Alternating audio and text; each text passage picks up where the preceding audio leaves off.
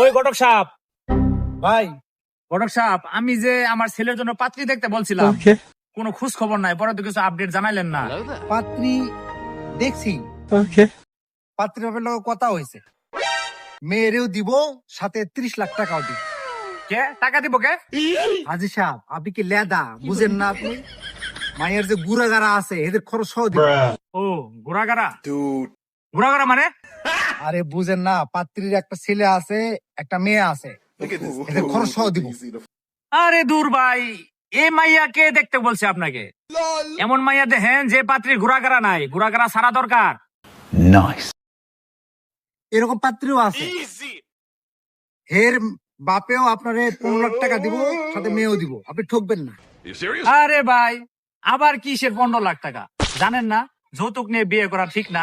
আমার কি ঘৈন্যি মনে হয়?